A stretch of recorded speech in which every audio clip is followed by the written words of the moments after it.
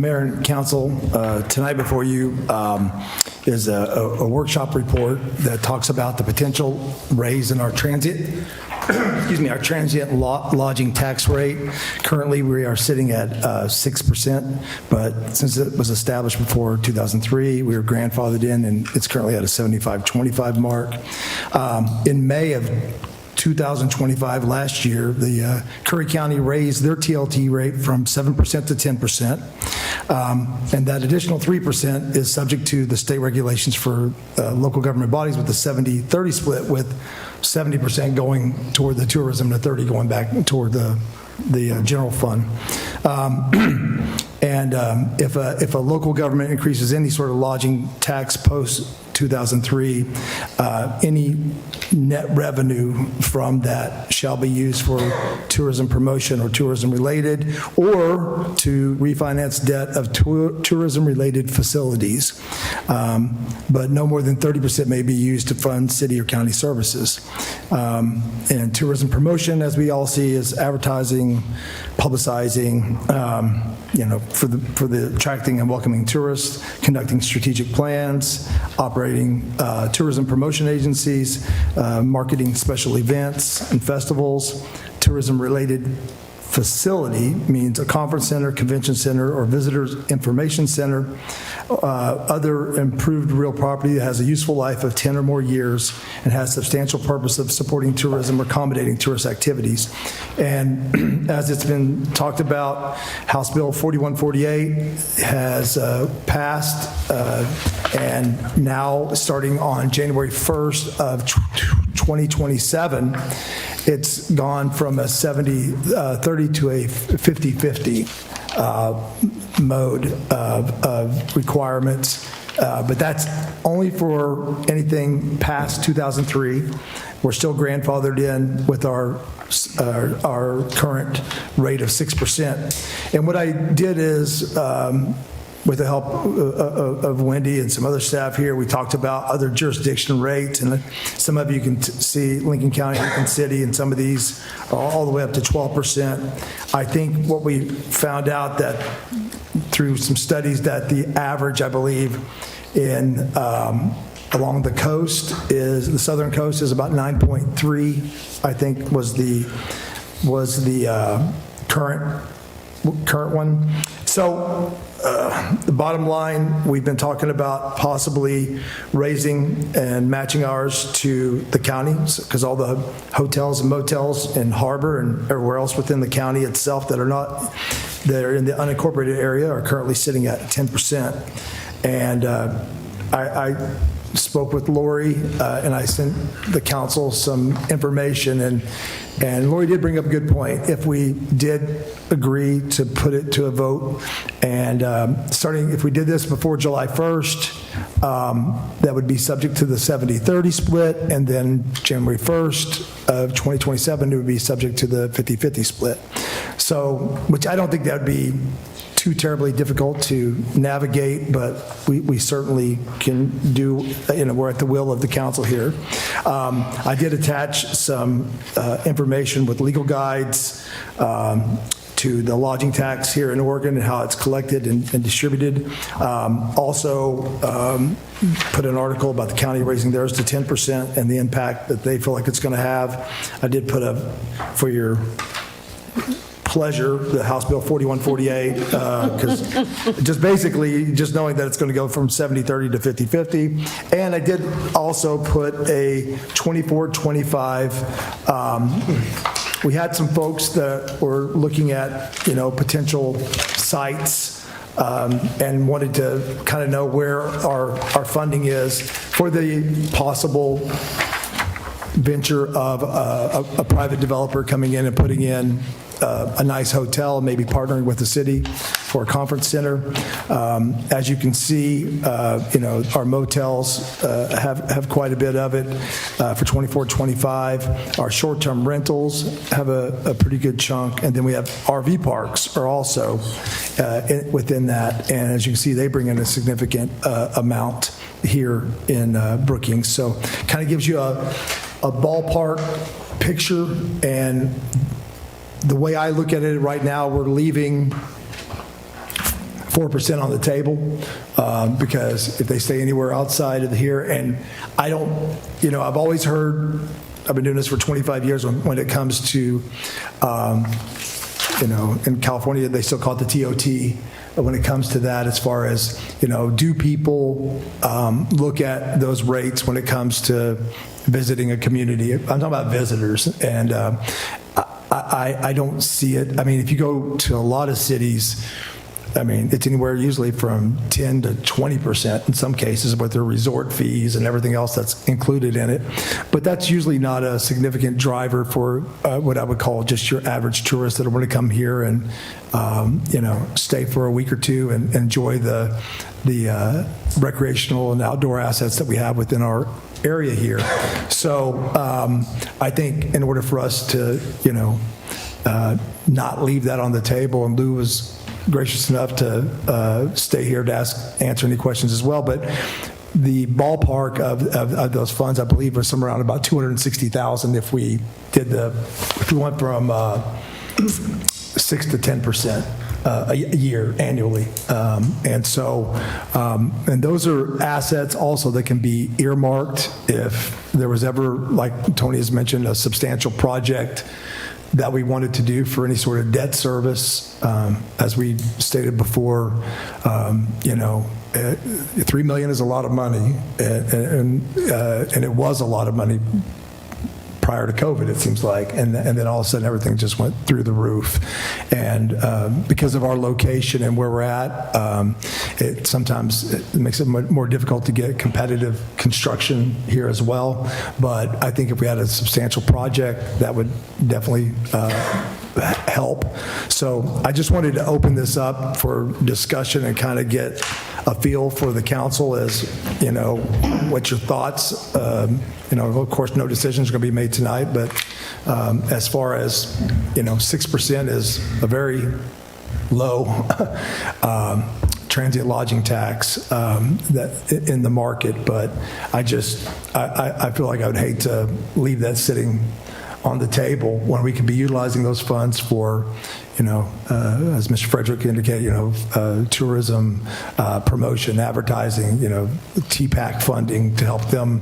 So, but I do think it would be helpful for us to, have some guidance from council as to kind of what the feel is. And so I'm just opening it up for discussion. Can I start? Sure. So I don't think Newport has 12%. I don't think that's something to be proud of. I don't think finding a way to raise taxes, even though we say it's on visitors, this is still a tax that affects business owners in our community. And just because we can raise a tax and collect more money doesn't mean we should. I think we need to be fiscally responsible. And I'm actually glad to see that Brookings has one of the lowest motel tax rates on the coast. Florence, there's probably a reason why they're 4%. They probably want to have a competitive advantage where you can get a motel room in Florence cheaper than Newport or Lincoln City or even Keys Bay.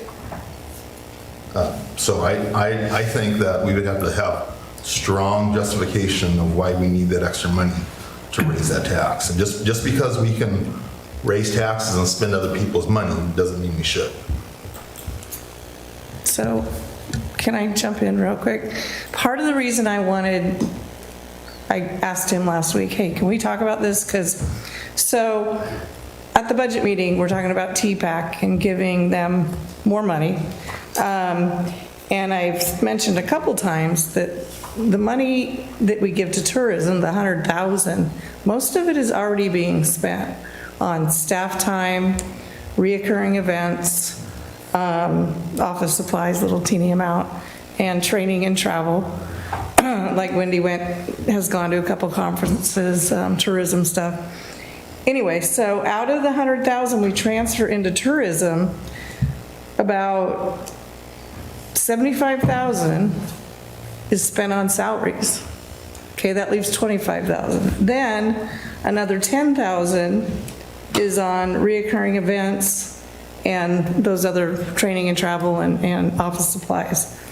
So that's $85,000. And then we also transfer out money to make the payment on the occasion hall at the golf course. So we took out a loan to build the occasion hall, and we transferred the money out of tourism to make that payment. So, what was it, up to 85? So another 20, I mean, it's basically getting spent. So we do have, oh, that's not even, okay. So there's not a whole lot left. And so this 100,000 number keeps coming out, like, you know, we need to use that 100,000 for tourism promotion, but it's not 100,000. So I told Tim, if they really want TPAC to have more promotional money, or the city even, if it's staff, to have more promotional money, we need to just raise that tax up because the money's not there. And I can't justify cutting general fund resources to give TPAC more money. Like, we're talking about cutting a staff person. To counter this, I'd like to see the city justify to the council that money, that $75,000 to $100,000, that we are getting a good return on that investment. You know, what are we doing? What are some real numbers of tourists that we're bringing in our community with that money? You know, just because we have a social media post that has 80,000 views or something, how many people actually came into a motel room in Brookings because of that? And, you know, I have my own web stats that I look at, and I'll have these incredible number of views, but it still doesn't lead to more people that are in my boats. I want to see the city be responsible and to justify the money that we're already spent. And if we want to grow the motel tax revenue, then we need to get more people here to fill the rest of the capacity we have to generate more money that way, instead of having a motel that's at 30% full, that they're 100% full. I have some different thoughts than you do on that. I think one of our issues with driving more traffic here is we don't have quality hotels that a lot of people will stay in. Today, if you are a traveler, I travel a lot. We stay in a lot of hotels. We stay in Airbnbs. And I can tell you right now, I never look at the tax rate. I decide where I want to go, and then I find what's within a budget I can afford.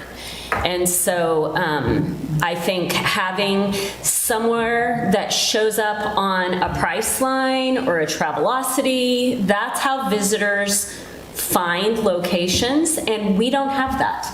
If you search in our area and you search for Brookings, you're not going to find anything pop up on any of those kind of websites, but you will in Crescent City. So if we have facilities here where people are able to locate a place to stay more readily, that's going to automatically help bring those people in. I also think that one of the realities that local governments face is a shortfall of funds. If we look at our property tax revenue for the annual amount that our city generates, we do not cover for the single year of 24-25, we don't even cover our police officer salaries by the property tax revenue that we generate. We have to find other ways to fund city services. And we and the voters of our community are not able to change those property tax rates based on measures that were voted in years ago. So we have a permanent rate that cannot adjust, which means that as expenses increase, our staff has found they're actually ahead of the game. Many other communities are going bankrupt because they struggle to find funding. And I can tell you, Lakeside, on the report that was given by the restaurant administration, they show that 100% of the tourism tax rate goes to fund general revenue. And I can tell you right now that the city of Lakeside has a 0% property tax rate. So they have to have ways to fund their city day-to-day operations. So there is a huge burden on the resources in our community when we have 2 million visitors a year that come to Harris Beach. That generates a lot of additional police department calls. It generates extra wear and tear on all of our infrastructure facilities. So the visitors that we have to our community do put burden on the taxpayer, local taxpayer revenue that we already have to utilize for our community. So I think that there's a reality check in all of this, that our city has done a good job of figuring out ways to be able to fund the necessary services that we have within our community. And a part of that has been by designating like our visitor center salaries. That is supposed to be part of an effort where visitors that come to the community find out about local restaurants, hikes, whatever our community has to offer. If there was a separate entity that did that, and it was separate from a city staff person that was employed for that, then those funds could be utilized for that visitor center, and that wouldn't be a question in anybody's mind. But because it's a staff person, then we have to justify that. So I, for one, am in support of increasing the funds. If we're going to do that, I think it's important that we do designate money to try to advertise our area and promote it, build a good website and promote, or also if there's a way for us to partner and do a conference center or something like that that brings off-season tourism to our area, which we all know is a need. We know our businesses oftentimes can only seasonally employ people, which that's a huge problem for our economy as a whole. It's a problem for our businesses. It's a problem for the local people who live here, who now they have to figure out another way of supporting their families during those off seasons.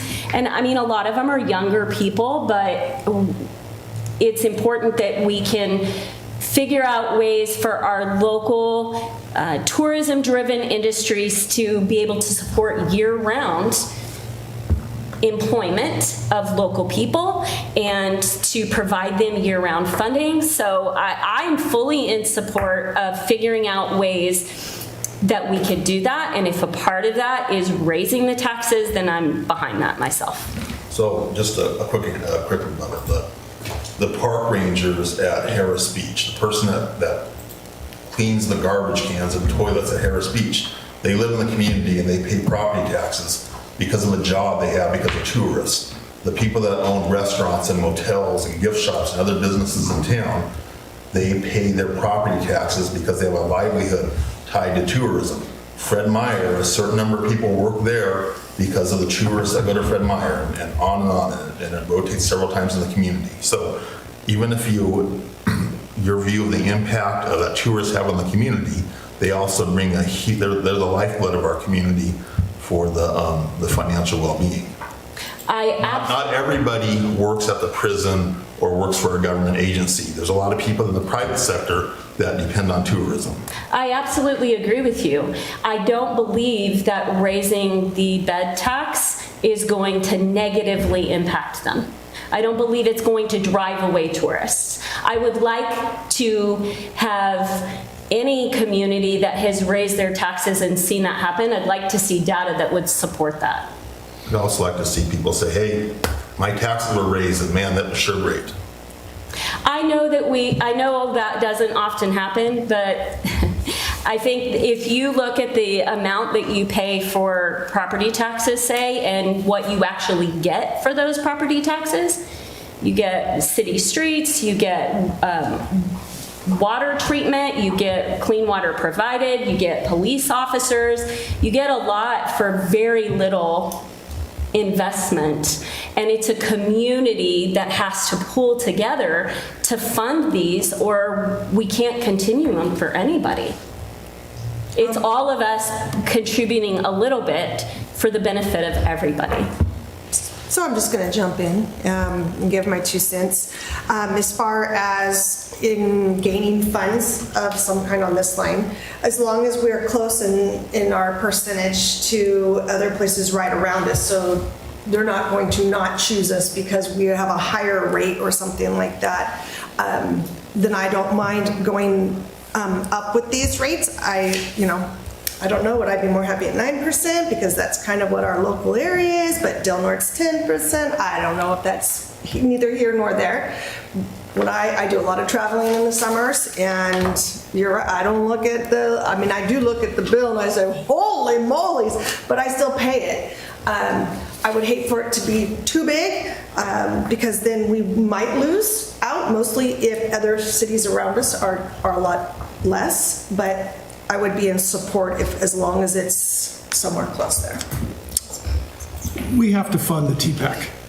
And I appreciate Councilor Martin's, we should look at whether the current $80,000 or $90,000 is promoting tourism.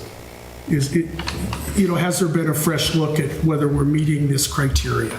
And I know the budget is a very difficult thing and hard to balance, of course, but we have to fund the TPAC. And I am okay with raising our TLT to 10% if that what is, because if we're starting a TPAC with a $5,000 or $10,000 a year budget, why? And I think, to Lou's point, I think, it's been mentioned, the number of 100,000 for TPAC to spend and utilize for promoting tourism in our area for advertising events and so forth. And I think way she's looking at it from a financial standpoint of if we do that on top of the 80, 90,000 that we're already utilizing of that fund, then we're going to have to figure out a way to, make some cuts to be able to offset that. And that's why we're here tonight, just talking. This is just informational only. We're just, no decisions are being made, but it was just something that's been brought up a couple of times as far as, everybody in Harbor's paying 10%. Gold Beach, I think, is at, 9.5% or 9%. So that's merely what it was for. It's just, bringing it up for those purposes as well. And if there was ever a project, a conference center or something else, a portion of these proceeds could also be used for debt service for doing something in that nature as well. So that's why it's here before you tonight. It's something that, like I said, it's been discussed, but now that we're zeroing in on funding for TPAC, as Councilor Chilada said, then I think that's where her concerns budgetarily lies right now, and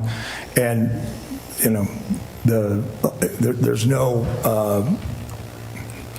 the 10% was just simply put out there because when the county raised theirs to 10%, I was looking at it from the harbor across the bridge and that's why I was just merely stating that it's here, but and I understand Councilor Martin's position as well. Nobody likes new taxes or more taxes, and this is something that is passed along to the visitors and the tourists that come into our community, but they have a substantial impact on both, on a positive standpoint, of course, because they're pumping money back into the economy here. But there are other needs that happen when they do, come here. And I think that's one of the reasons why there was this big push to, on a state level, instead of it being a 70-30 going to a 50-50, because some of these cities, especially the ones up north, like I said, they're having a difficult time. I think Cannon Beach and some of these other ones that are packed every weekend already, utilizing the funds. So, but well, I just did some business with the Port of Newport, and Newport has a 12% motel tax. Lincoln City has a 12%. The county has 12%. The Port of Newport has 45 businesses. The story in this about Road Brewery going bankrupt, closing, defaulting on like $500,000 that they owed to the port. But there were 45 businesses at the Port of Newport that were in default, behind 120 days on payments. So the 12% that they're collecting in motel tax, I don't know what they're doing to promote tourism or help businesses, but it's not working very well. Is there concern, the other comment I had, but is there concern from city staff about losing the grandfather status? Is there No. is that a I risk? think we've asked so many times. I mean, Lori, if you're still there, I still would like Yeah. an attorney to Well, help me. she did send something later this afternoon. Okay. Yeah, stating that. Yeah, I'm here. What's the question? About the grandfathered of the 6% that we currently have, if we raised it to 10% or whatever the number is, that number would not be impacted. Because it's still, I mean, your increase, anything above 6%, it would be the new. yeah. What if the new rate? Right? Yeah, no, besides that, there's no impact. Oh, I misunderstood. So it's only the additional So it's on the 4% additional 4%. is Yeah. 70, 30, or That, 50. yeah, and that, yeah, it does, it has no impact on our existing, so, because it was done prior to 2003. From my input on it, I don't have a real problem with being kind of in alignment with what our adjacent communities have. I also would echo what our city manager had mentioned. Just imagine how long our roads would last if only 6,800 people were using them. Or parks. Or parks. Every time we have a big 4th of July thing, thank God for it, right? I love 4th of July here, but our police officers are all staff on deck. Our fire department is all staff on deck, right? For all of the people that come in, right, to use this. And that takes money. It takes money. It comes out of the general fund, not from the people that necessarily are causing the increase. So I get that. I also get that we need to promote tourism so that we can kind of keep this momentum going. We want to sustain those local businesses. We want to keep those property values up. Thank God we're not one of those places where we can raise property tax. I've heard horror stories of people coming from California where they got to pay $20,000, $30,000 a year in property tax. I mean, thank God we don't have to do that. I think, but I agree. I think that in the wisdom of the legislature, that by large majorities in both the House and the Senate recognized that much of these transient occupancy taxes need to be allocated to support the infrastructure that's impacted. And from my personal perspective, I would agree with raising the tax in a way that wasn't excessive, but in alignment with our neighbors, but also potentially waiting until January to do such. Yeah, I was wondering about what kind of complications that causes for staff and budgeting pieces if it raises before the January. How cumbersome. I can figure it out, I mean. It's a pretty simple formula. I mean, it's 70-30 from, let's just. I would just use this year's numbers, up to January and just do a calculation, And again, the reason I thought this great discussion should happen now is because we have a budget meeting soon. I'm going to go in there, I'm only going to have $10,000 for TPAC to spend, and everybody's going to be like, wait, I thought it was 100. It's like, no, I'm trying to tell you that. Yeah, because then the reality is either we increase the funds or we have to cut staff. Right. And other expenses. And we can't do anything about the loan. I mean, that's part of, the event center is part of. Yeah, and again, the last payment will be in December, so. Oh, we're almost done. That's great, That's yeah. great. So there will be that after that. But yeah, I mean, maybe more data on what the visitor center ladies do. I know they mail out packets to anybody who calls.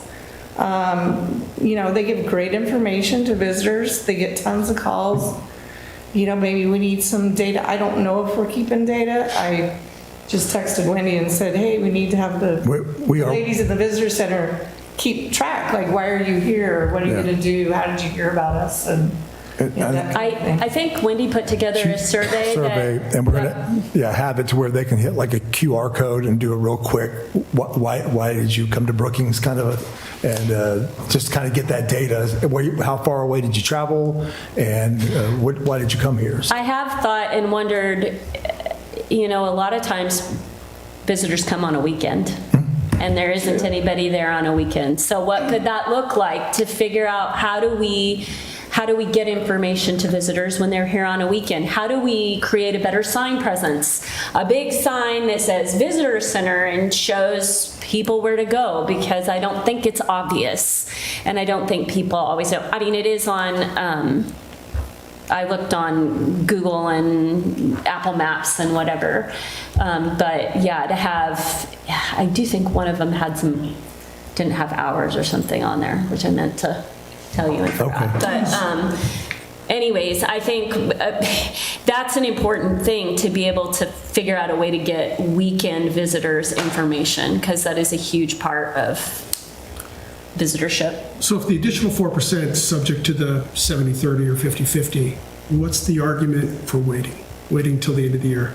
It's subject to 50-50 if you wait till January. I understand that, It's but it's- subject to 70-30 if you don't.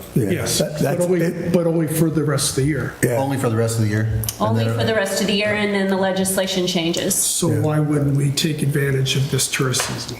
Yeah, maybe it's not a big deal then. That's up to this body. We can certainly, Yeah, it's not like you're stuck with the 70-30 if you do it now. because the law changes on January 1, and it's down to 50-50, so. Yeah. So there's no disadvantage to waiting Right. either. And I do Yeah, it's only loss of revenue if we don't Yes. go ahead and do Yeah. it. Correct. To your point. And I do think staff time that, we charge to the visitor or the tourism fund, especially this year, because Wendy's really into it. She's very connected with groups up and down the coast. And to me, when we allocated part of the city manager, maybe my position time, that wouldn't have been right. But doing it with that position, that new position we created, I think is definitely worth the money, with the commercial, the camera, and all those other things that take a lot of time for staff to put together. I think it's great right now. And maybe those of us, what does Wendy call us? Like, Behind your back? the old Brookings The OGs. people. The yeah. OGs. Yo, geez. She's like, oh, you guys have been here too long, and so that refreshed, like, this place is beautiful, we need to promote it. And I think the work that Wendy is doing right now is ground level work, right? You got to build the foundation before you can start putting up the walls. And we might not be seeing a lot of impact yet, but I definitely think that the work that she's doing and the connections that she's making and all of the pieces that she's trying to put together are going to have an impact. And it may take a little bit of time for that to be realized, but she has a passion for this place, and it definitely is working hard on promoting our area and figuring out, like with Travel Oregon and many other entities outside of our local influences, of how to drive that. And they already worked on getting that commercial up, which was fantastic. I've been trying to find it online because I want to show it to other people, and I couldn't find it anywhere, but it was really well done. It was highly professional. And so I think... And it was at a fraction of the cost of what a normal production, because this gentleman that did the documentary was gracious enough, and he didn't hardly charge us much. But I do think there's a recognition too of the city plays a role in promoting our area, but we're not the only driver. Businesses have marketing impact too, and they need to be partnering with the city to also be impacting the visitor outreach also. And I know that it's hard, and we have a lot of small businesses, and I think that whatever the city can contribute to do that, it's important because it's beneficial to all of us in this area. Okay. Any other questions?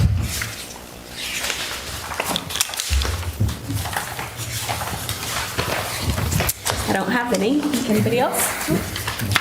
All right, then we will move on to the last workshop item of the Hassett Street connection.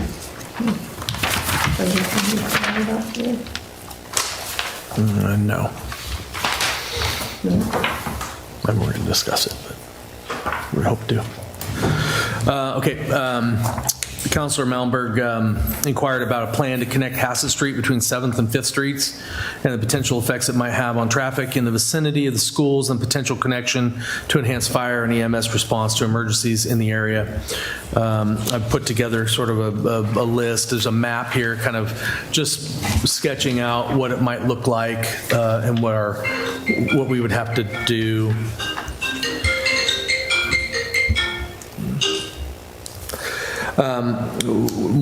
Item one would be right-of-way acquisition. Currently 6 properties that would need to be dedicated, that would need to dedicate a portion of their private property in order to create the right-of-way width to accomplish full street construction. 2 of the properties would require dedication of full street width for the project, and in the past have declined to participate.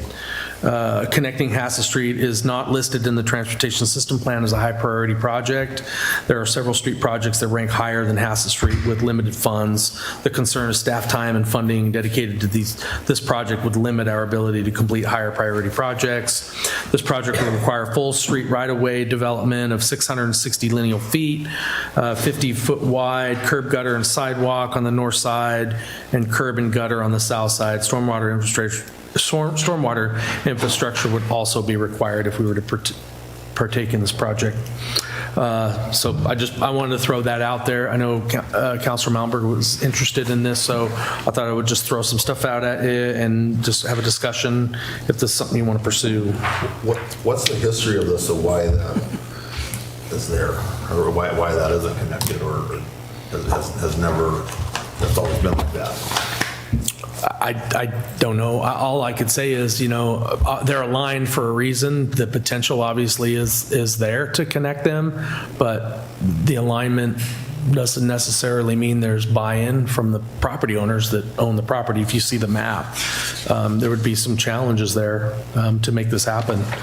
So, Do we have any other streets like this that? Yeah, Weaver Lane, and I mean, there's a couple. Okay. Yeah, there's a couple. Just from a transportation perspective, it makes absolutely no sense why there's a barricade down the center of the road. One of the original reasons why I'd asked about it was to ease a mechanism to ease congestion around our schools. There's a lot of congestion around Ransom in the mornings. People trying to get their kids to school. A lot of people go and they drop them off on the back side of the school because they don't want to deal with the congestion on the front side of the school. But then all the people trying to get to work, they don't go down to Chetco Avenue. They're kind of stuck in the queue, right? I mean, it's a little bit of a congestion issue there. The other thing that was mentioned is EMS and police response times. I mean, our city's pretty well divided in half.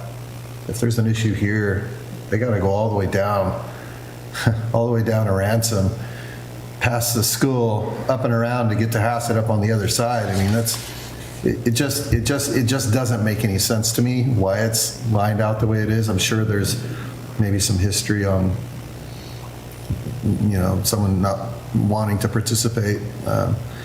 But just from a transportation perspective, it just doesn't make any sense to me. And I hate to see,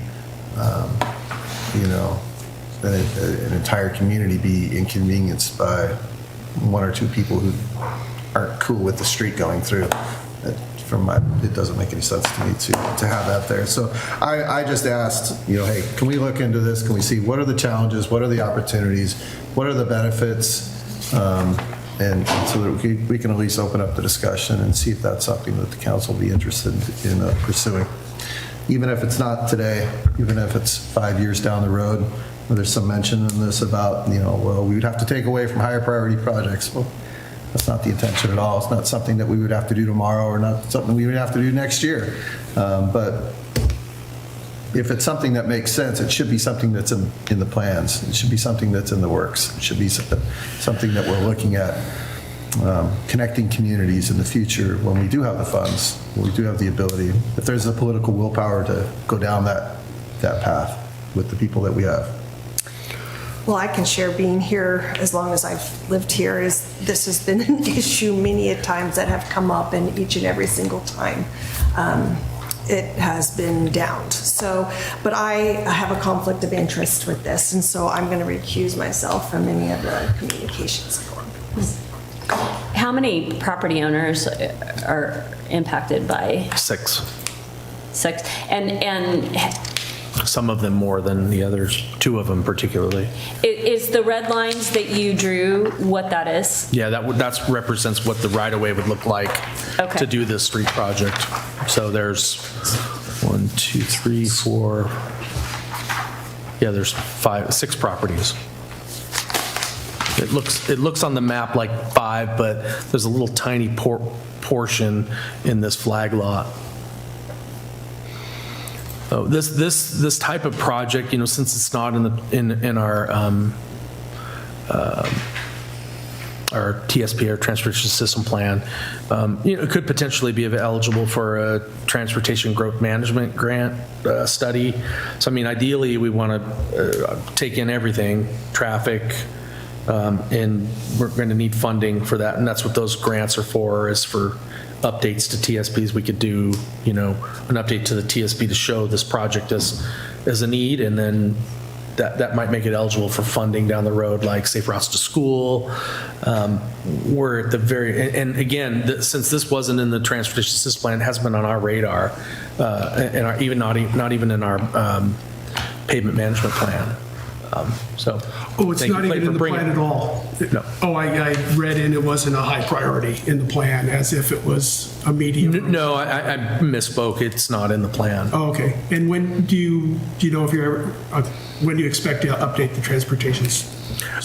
We're just now talking about it. Okay. Updating that plan, it's quite a bit. Sure. You have to you include ODOT in it. Of course, they typically fund them, and that's what happened last time when we updated. I think it was 2014 when we updated the Transportation System Plan, or 15, somewhere in that range, in that area. It takes a bit of work. But we can do an addendum to it to include this if we go through the proper channels. I think a Transportation Growth Management grant would be a perfect opportunity to get some funding to hire a consultant to help us wade through these issues. Because there's a lot going on here. There's right-of-way acquisition, there's infrastructure, there is a little bit of an alignment issue elevation-wise. There's some impact, significant impact to property owners here. And one of the lots actually would end up getting significant amount of property, 2 of them particularly, and then there's one that right now might be at the minimum 6,000 square feet, would take away and put them below. So I don't know what the impact that would have, just zoning. We'd have to make some kind of adjustment to that property. There's a lot to it. Are there any possible benefits to those properties along there if the road was continuous? Well, sure. We could all do a list of pros and cons here. You could ask those property owners. And then, That's kind of what I wondered. Any of you up here, you guys could go give you the names and I see addresses. one of the names, and I don't know what he's gonna. So you can imagine what I'm talking about, Andy. So I'm just the other thing, just for our education, for all kinds of or other situations like this, what are the different options of right-of-way acquisition? Is that knocking on the door, or is that like we're gonna? Well, I would start there, obviously. But, you could strong arm. This discussion has happened. We've talked about this with Weaver Lane. Weaver Lane, well, it's not quite the same because we're not talking about like eminent domain taking over property or anything like that. That one is a real simple, straightforward process, is just determining who's going to pay for it. But this particular case, I think we would have to, strong negotiating. This might be a question for Lori. I've never been involved in something like this in my time here, so I've never went through the process of acquiring land from somebody who doesn't want to let it go, so. That's what I was going to ask. If I'm gathering from the conversation that there's property owners among these that would not be willing to do it just freely, that it would have to be a pressed issue. I've personally never been told that, but that kind of information has been handed over to me in transition in my position. So I personally have not, and I've never had a reason to ask the question because it just hasn't been a high priority, so. Lori Cooper, are you still on? Yeah, I'm here. Yeah, could you kind of, if you can, kind of give us a quick legal response to the question about the methods of acquiring right-of-way if somebody doesn't want to sell it? Yeah, I mean, it's the big C word, right? Condemnation, eminent domain, and there's a whole process around that. I haven't done one in a long time, but it's just process heavy. The landowner has a right to be heard about it, and then, at the conclusion of the process, the council, or, yeah, I guess you're talking about the council in this case, not the remedial agency, because the remedial agencies have a condemnation power as well. But there's, you make a decision to condemn and take the property, it's the takings, and there's a whole big process involved with appraisals, and yeah, so it's, it can take quite a long time. That's my memory of doing condemnations. And lots of times with landowners, I mean, we've all heard the stories where, somebody in New York City, the little old lady in New York City, there's skyscrapers all around her, right? There's one little house there that she refused to take the deal. So, but the thing is, you try to negotiate first before you get too far into the weeds on a condemnation. But, there is always that power hanging out there, which will compel landowners to come to the table. But they also negotiate for, pretty high price as well to get their own appraisers. So I don't know if that's the kind of high level response you want, but I can definitely, get a memo to you that outlines the process in much more detail than what I just said. Well, I don't know if that's necessary, but I just wanted got some new folks on the council that might not be as familiar with it, and just trying to explain a little bit more in detail as to, as you just said, condemnation, eminent domain, those are no words that a landowner or a homeowner wants to hear, but unfortunately in some circumstances it becomes necessary.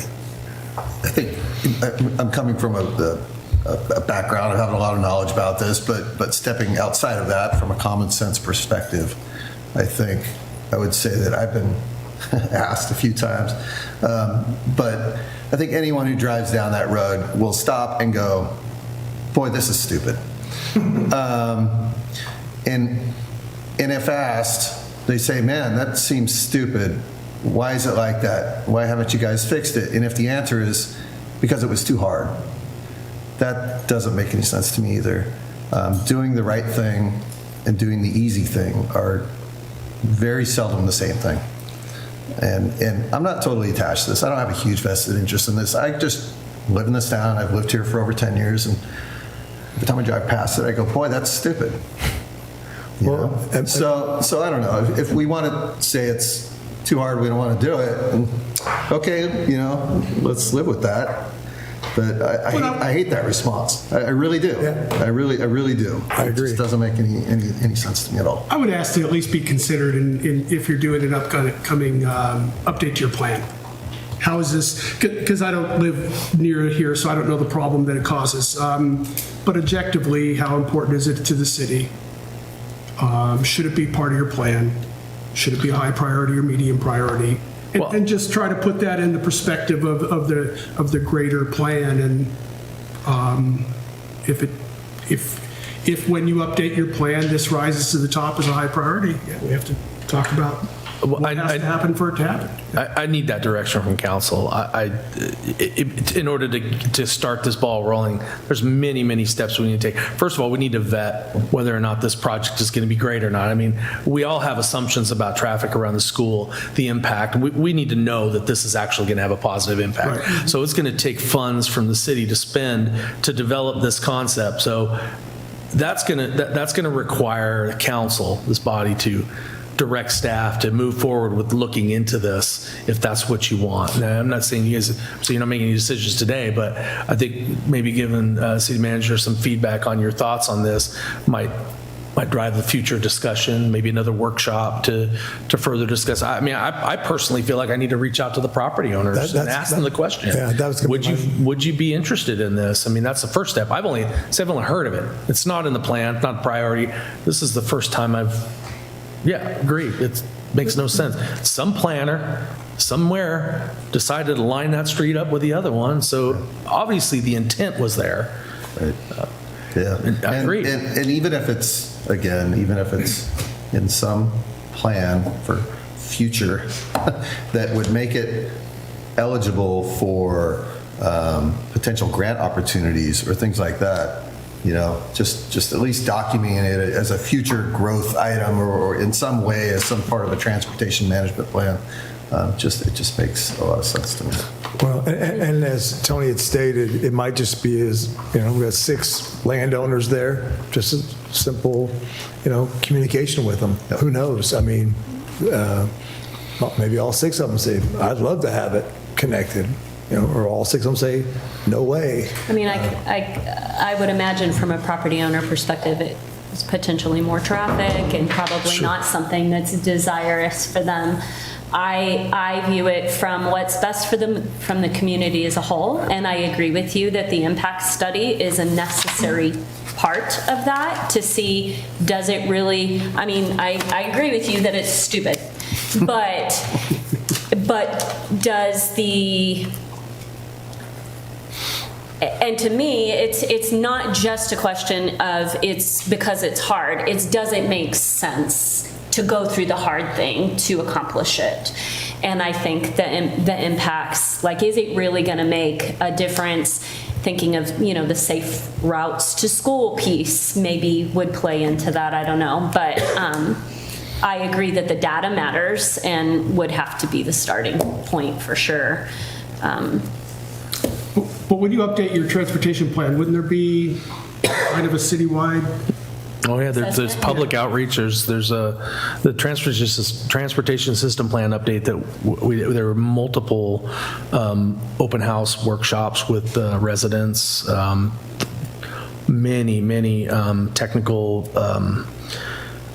memorandums that went out and studying each individual portion of that was studied in that plan. If you look at the plan, it's got maps and plans of all different intersections that need work. And there's, like I say, there's a lot. It's still there's a lot that we've done. And this wasn't even mentioned. No. How long ago was that study done? 2000.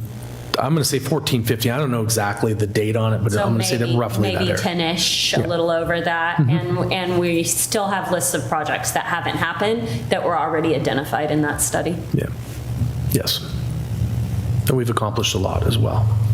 But I do think if we at least approach it from the standpoint of just reaching out to these folks and just kind of see what the flavor is there, what the feel is as far as, you might have some that, it may only be one.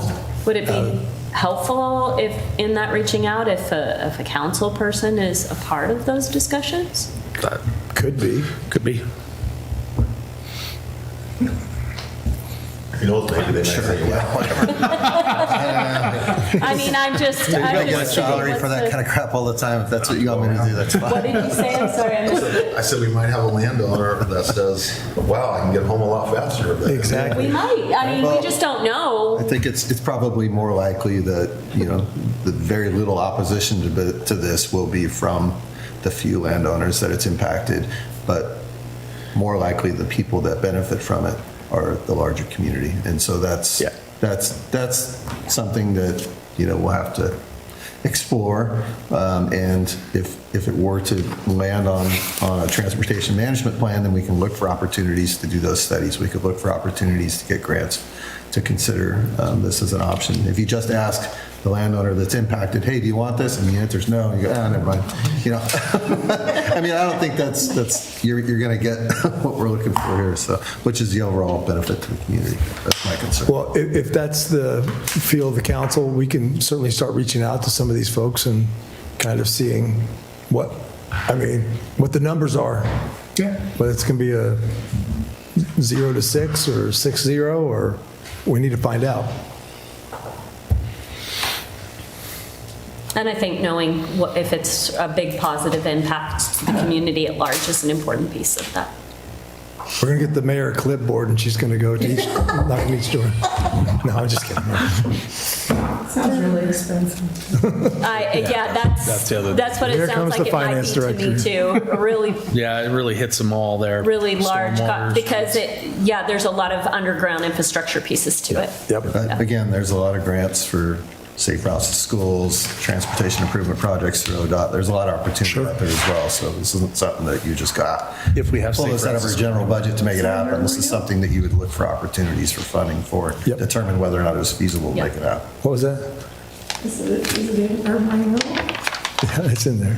Oh, I put the map in there just for reference. I forgot to. No, I know, but is it in? Is Oh, it? no. I don't think so. I didn't think so. Probably not. Yeah. Yeah. If it was the pool with me, I would know. I don't think $2 million to do it, though.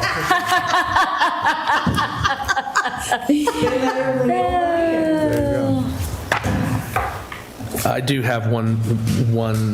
I think it's good that we had Brookings Urban Renewal project update, because I forgot one. Oh, good. So I believe we're going to have a meeting on May 11th. That's our next council meeting, right? No. After 27th. One project that we want to talk about, we budgeted for dog park amenities at Checo Point. And originally we had budgeted that we were going to use Parks SDCs. We don't have a lot of money in there. It is in the Urban Renewal Agency, so we could use urban renewal funding to fund those park amenities. It's like around roughly $25,000. So we'll bring it to the Urban Renewal Agency meeting on the 11th for approval. And I'll bring all the details to you. Just want to bring that to your attention. Are there amenities at the other parks in town? I can't remember. Stout Park. Stout Park also is going to get some of the amenities as well. And it is in the urban But renewal the as others well. don't have any, right, at this point in time? We only have 2 dog parks. Check the Okay, point. so it's just, would be specifically for the dog park? Yes, that's Okay, right. Gotcha, Checo Point and Stout Park. gotcha. Thanks. Oh, yeah. There is one other thing, just kind of bring into your attention. We had a request probably a little over a month ago, discussing SDC waiver. We have a True Home who's doing a development, a fourplex up on Fern Avenue. They've got it all framed up now. He is proposing doing an eight-unit complex right next door to it. He's going to be submitting a plan for that, and he will be formally requesting an SDC waiver on that as well. So I know we've talked about this. We need to develop a policy, a procedure to do that. I don't know how long this is going to take to do it, and I'm just wondering if council wants to just weigh on those proposals or vote on a proposal individually until we have the policy. Is this something you would be interested in?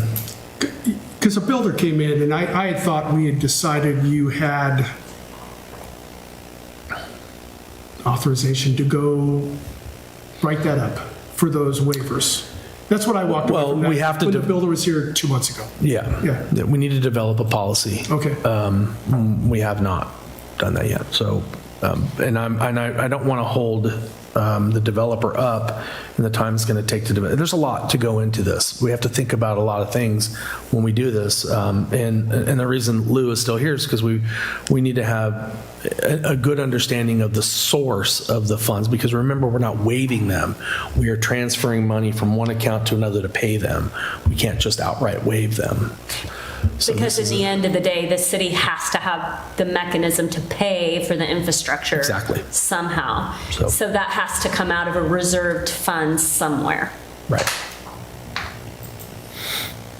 And do we have some type of earmarked fund that would make sense to pay for those? Yeah, so I think, I don't know how much you guys pay attention during budget to the line item in Fund 50 that I call ARPA funds. Well, I mean, we can't say, that's the way, it's a joke, just like, anyway, ARPA-SLFRF. So these are the funds from COVID, and Barry talked about it at the county because they said they lost part of their money or whatever, which they didn't lose it. It just, so because it was under 10 million, I was able to file all the reports stating that it was all used on government services, general government services. So all the reporting requirements, use of funds, everything was right in the beginning. I did that. So the council at the time, because, everybody thought they were going to lose money or not collect revenue, it was COVID, whatever, we really didn't. We didn't, but we could say we used it on general government services and then transferred a larger amount to the capital projects fund. And the council at the time wanted to use it on affordable housing, but it wasn't really defined. I don't think there was any official. Well, there was discussion about using the money for Right. SDC deferral. That was probably the top, like, what do you mean affordable housing? Well, SDC Right. deferral for multi-family. Like if the city bites the cost of that, then, and it helps the developer keep the cost down so that they can be offered in a more affordable rate Exactly. to people. And the discussion about the city being involved in actually developing housing really hit a ceiling early. And so the thought is because we're not developers, we shouldn't be doing this. But what we felt like we could do is support those who are doing it with that fund. And the only way to do that is SDCs. Did you ever come up with some criteria, or do you have in your mind, why would you defer theirs and not theirs? Right. So I started at a fourplex.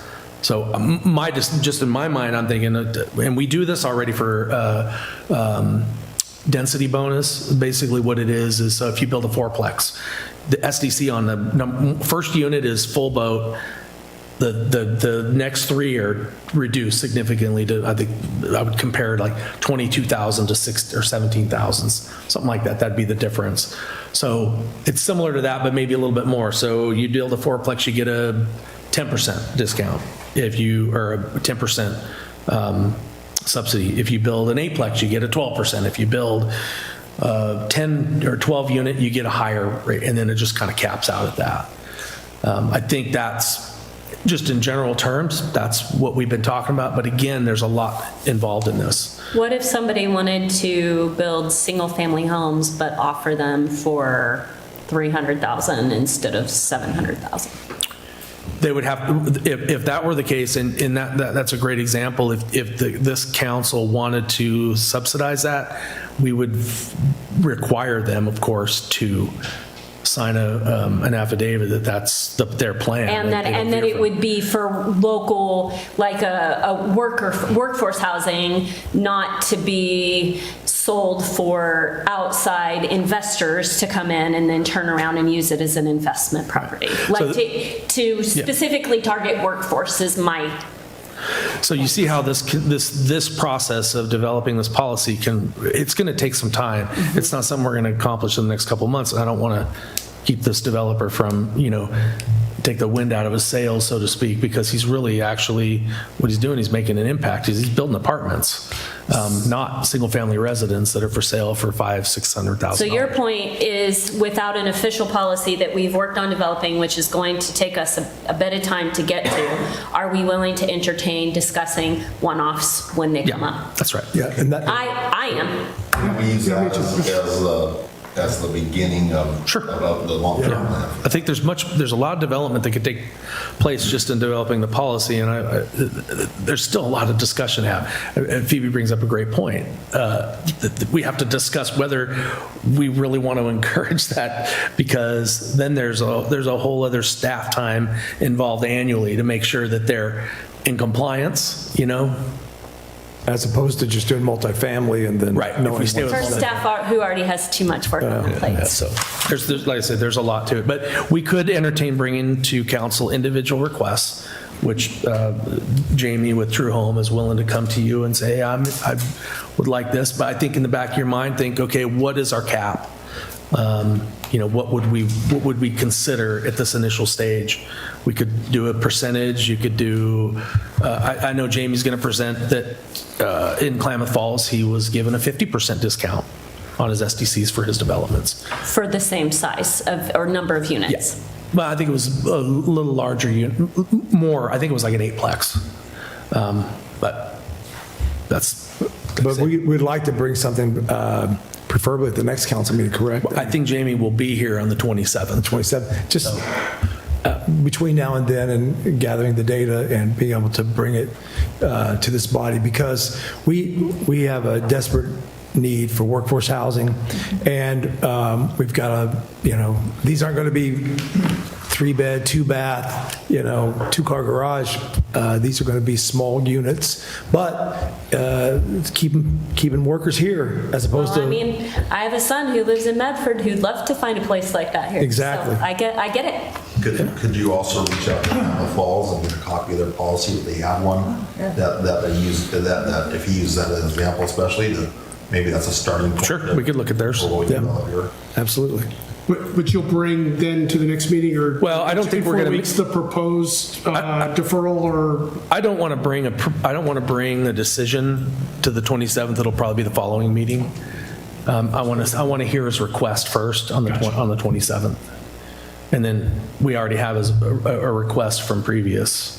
So I think too that the housing needs analysis will help with Agreed. policy. Agreed. And Yeah. probably shouldn't have you guys approve anything until. Yeah, I agree with that, and I think we don't want to rush ahead and create a policy when we don't have vital information that may impact those decisions. But if there's a here and now opportunity to make an impact in the meantime, Yeah. Yes. I'm totally open Okay. to hearing that and say, hey, in this scenario, if there's something we can do to encourage that while we're working on the housing needs, obviously we're Yeah. wanting to help out. Yeah, my opinion is we don't want to prevent very needed housing from being developed, and so, yeah, I agree. Okay. Anything else?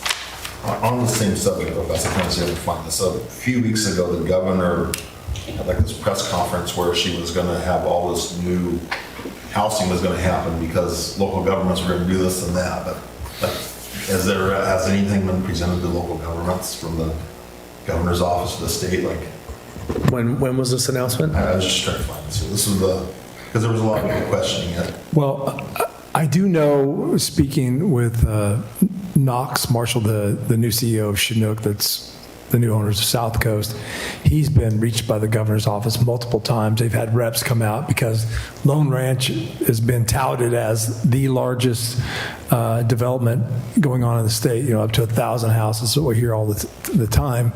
And I think he's got some concerns with the cost of construction and everything else, but I do know he's had some discussions with the governor's office. I'm not sure who with, but the last couple of times I've talked to him, he's had folks from the governor's office reach out to him. I know there's supposedly a lot of funds earmarked from the state for those types of projects. Well, and I think his was like talking about, is kind of what we're talking about tonight, is maybe helping out with SDCs, funding from the state to be able to help offset some of those costs to drive the price of the homes down. So, but as Councilor Martin said, is it talk or is it money? And those are two different Well, things. and there's processes to apply for those. Sure. And I know Wendy's load ever increases because the writing is the easy part.